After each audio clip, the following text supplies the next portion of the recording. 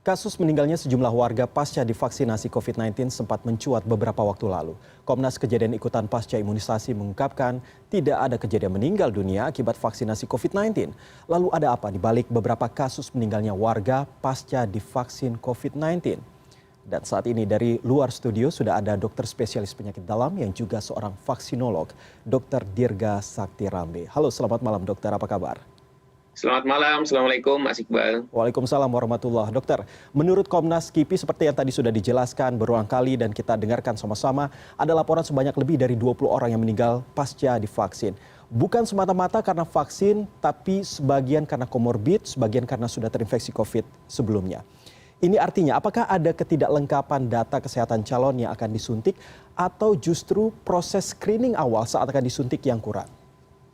Ya, saya perlu menjelaskan dulu ya. Jadi setiap intervensi medis, obat, vaksin, atau pembedahan itu selalu punya manfaat dan punya risiko.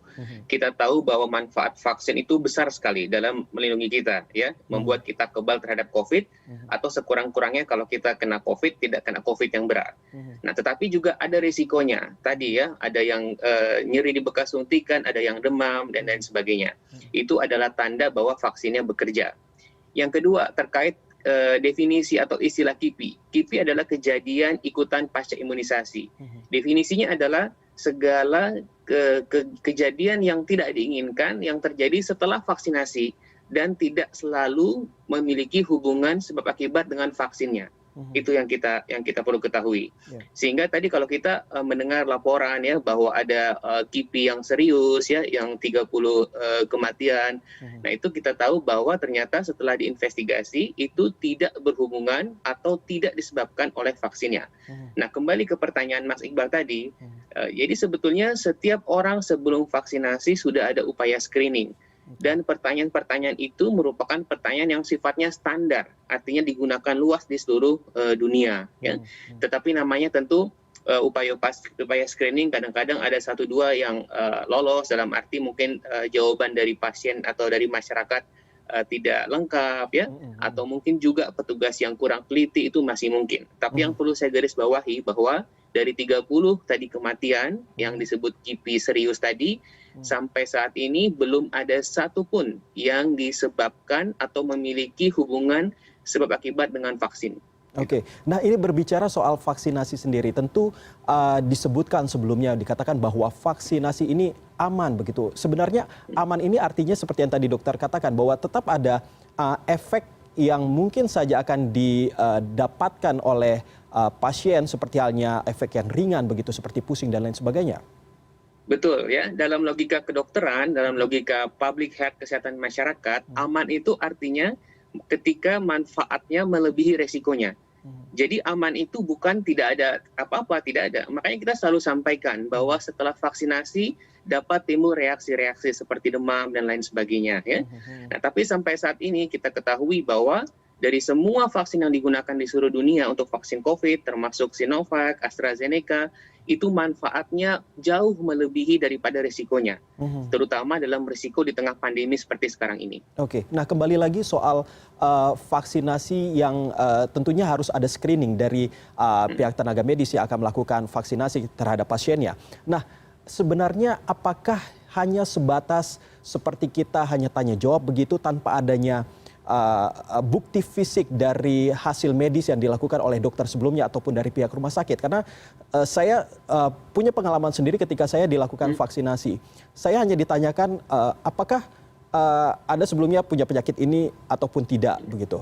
Nah, apakah hanya sebatas itu saja, Dok?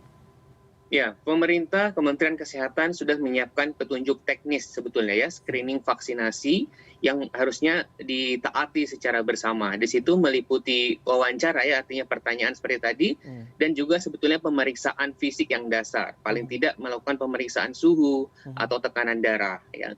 Nah, memang kalau kita punya kejadian penyakit-penyakit yang katakanlah penyakit kronik atau penyakit serius, itu sudah didesain pertanyaannya bisa diketahui lewat screening tersebut. Jadi yang sakit diabetes, sakit jantung itu akan diketahui. Tapi memang kita menyadari bahwa ya banyak sekali masyarakat Indonesia yang mungkin tidak melakukan pemeriksaan kesehatan sebelumnya. Jadi nggak pernah periksa ke rumah sakit, ke dokter, jadi mungkin dia tidak tahu dia sakit ini, sakit Ya. itu ya, tapi itulah upaya terbaik dan upaya standar. Ini yang dikerjakan di seluruh dunia bahwa untuk vaksinasi kita menggunakan metode screening seperti itu. Gitu. Oke, nah berbicara soal pasien yang tidak memeriksakan kesehatan sebelumnya ke dokter ataupun ke rumah sakit. Nah, kadang ada juga warga yang terkesan khawatir jika riwayat kesehatannya diketahui pihak lain termasuk nakes. Saran Anda bagaimana, Dok? Ya, ini tidak perlu terjadi karena masyarakat harus paham bahwa hal tersebut ya, keterangan yang disampaikan kepada petugas itu sepenuhnya adalah rahasia medis. Ya, dan tidak ada gunanya juga kami gitu petugas kesehatan membocorkan ya. Jadi ceritakan apa adanya. Kalau Anda sakit sesuatu sampaikan, kalau Anda punya riwayat alergi terhadap sesuatu sampaikan.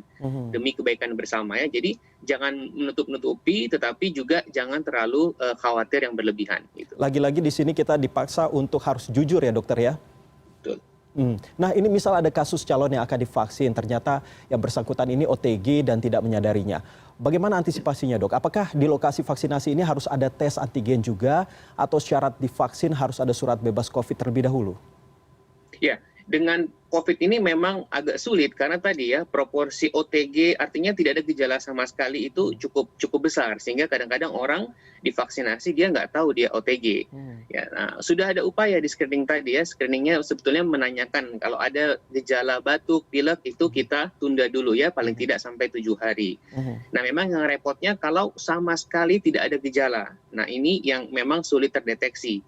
Sementara kalau pemeriksaan harus swab antigen dulu misalnya sebelum vaksinasi, tentu ini saya kira tidak efisien dan tidak mampu laksana. Sebetulnya dari sisi vaksinasinya ya, walaupun seseorang itu OTG, sebetulnya vaksinnya tetap aman dan efektif. Ya, ini pada OTG bukan pada COVID yang berat, itu beda cerita ya. Nah, oleh karena itu sebetulnya tidak perlu khawatir dari sisi vaksinnya tetap aman dan efektif. Tapi tadi masyarakat kalau tahu sedang batuk, pilek, nggak enak badan ya harus cerita ya. Atau bila perlu ditunda dulu deh sekitar 7 hari sampai gejalanya hilang baru daftar ulang di tempat vaksinasinya. Nah, ini berbicara soal beredarnya informasi soal ada warga yang meninggal setelah divaksin yang tentunya tadi sudah terbukti bahwa sebenarnya banyak penyebabnya, salah satunya adalah akibat komorbid dan lain sebagainya. Nah, ini menurut dokter sendiri, apa imbauan dokter agar pasca divaksin ini tidak menimbulkan efek samping dan masyarakat itu jadi lebih tenang dalam saat divaksin itu? Ya, untuk teman-teman petugas kesehatan, saya selalu mengingatkan ya bahwa kita selalu menaati SOP. Mulai dari terkait penyimpanan vaksin, pendistribusian vaksin, ya, kemudian memastikan pemberiannya lewat cara atau rute yang benar, sampai kemudian menaati SOP-nya baik sebelum dan sesudah vaksinasi, ya, itu untuk petugas kesehatan. Nah, untuk masyarakat sendiri tadi, tolong sampaikan apa adanya ya. Kalau Anda sakit sesuatu sampaikan ya, ada riwayat alergi sampaikan, minum obat apa sampaikan. Jangan juga karena ingin sekali divaksinasi tapi kemudian ada yang ditutupi. Nah, hal-hal ini yang dapat meminimalisasi risiko-risiko tadi terkait KIPI yang serius. Gitu.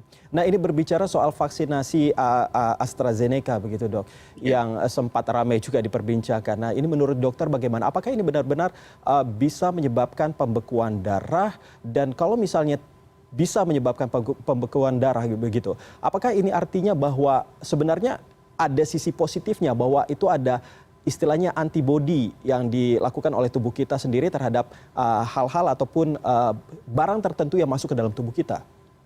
Ya, sekali lagi ini harus dilihat dari konsep manfaat dan risiko. Ya, pembekuan darah akibat penyakit COVID itu persentasenya besar sekali, di atas 10%. Nah, pembekuan darah yang tidak normal karena vaksin AstraZeneca itu dilaporkan sekarang itu sekitar 10 dari 1 juta ya. Jadi 10 kasus dari 1 juta orang yang divaksinasi. Walaupun ini mungkin angkanya masih bisa berubah. Nah, dari situ kita melihat bahwa sebetulnya manfaat vaksinasi dengan AstraZeneca ini jauh lebih besar daripada manfaatnya. Tentu kita sekarang sudah punya pengetahuan ya, ada hal-hal untuk memitigasi ya, meminimalisasi rencana. Misalkan di beberapa negara itu vaksin AstraZeneca disesuaikan untuk kelompok usia tertentu. Biasa seperti di atas 50 tahun karena kita tahu pembekuan darah ini terjadi lebih sering pada usia yang muda gitu. Dan ini sesuatu yang sedang dipelajari terus ya. Kalau ada perubahan pasti akan diinformasikan rekomendasinya baik oleh Badan POM, oleh Kementerian Kesehatan. Nanti tinggal kita menyesuaikan. Tapi sampai saat ini manfaat vaksin AstraZeneca itu jauh lebih besar daripada risiko-risiko yang tadi, apalagi termasuk yang pembekuan darah. Dan kalau ini terjadi itu dapat ditangani. Nah, kenapa ini pembukaan darah itu terjadi pada yang muda, Dok? Apakah artinya bahwa kita yang muda-muda ini punya potensi juga yang cukup serius kalau ketika mendapatkan vaksinasi itu? Ya, terus terang kita belum mengetahui sepenuhnya karena sekali lagi ini semua vaksinnya baru, kemudian kejadian-kejadiannya ini baru semua ya. Nah, kita masih mempelajari karakteristiknya, tetapi data yang kita dapat ya dari Eropa terutama itu tadi pembekuan darah abnormal yang dihubungkan dengan AstraZeneca atau disebut sebagai FIT ya, FITT, itu lebih sering terjadi pada usia muda, usia 20-30-an. Sebaliknya di atas usia 50 itu kejadiannya amat sangat jarang. Gitu. Nah, ini kita belum tahu kenapa seperti itu, tetapi tadi itulah salah satu cara atau upaya untuk meminimalisasi risiko ya, di mana di beberapa negara pada akhirnya vaksin AstraZeneca itu diberikan terutama untuk yang usia yang lebih tua. Tapi di Indonesia kita masih harus menunggu rekomendasi resmi ya, kita ikuti saja nanti. Tapi Dok, kalau misalnya kita mendapatkan vaksin, mungkin dokter bisa memberikan pencerahan kepada masyarakat, kepada saya juga. Apa sebaiknya yang harus kita lakukan ketika kita akan dan setelah mendapatkan vaksin, dan apakah kita juga bisa memilih kalau misalnya kita ingin vaksin yang aman saja seperti Sinovac atau apapun begitu, yang informasi yang beredar bahwa AstraZeneca demikianlah begitu, yang membuat kita menjadi semakin takut. Apakah dokter punya saran agar kita lebih terbuka lagi untuk bisa melihat ini semua? Untuk vaksin AstraZeneca sendiri, itu organisasi profesi seperti Perhimpunan Dokter Spesialis Penyakit Dalam sudah mengeluarkan special precaution ya. Jadi ada orang-orang atau dengan kondisi tertentu yang hati-hati nih kalau pakai vaksin AstraZeneca.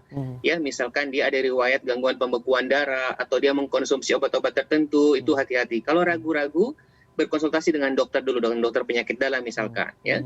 Tetapi sebetulnya kalau Anda sehat, tidak diketahui punya penyakit-penyakit kronik, penyakit bawaan, itu secara umum vaksin AstraZeneca itu juga masih aman sampai saat ini. Tadi saya sampaikan bahwa kejadian pembekuan darah itu amat sangat jarang ya, sekitar 10 dari 1 juta. Lalu sebelum vaksinasi baik dengan Sinovac atau AstraZeneca, maka tadi ya prinsipnya tidak perlu cemas, tenang, lalu pada saat screening sampaikan data yang benar ya.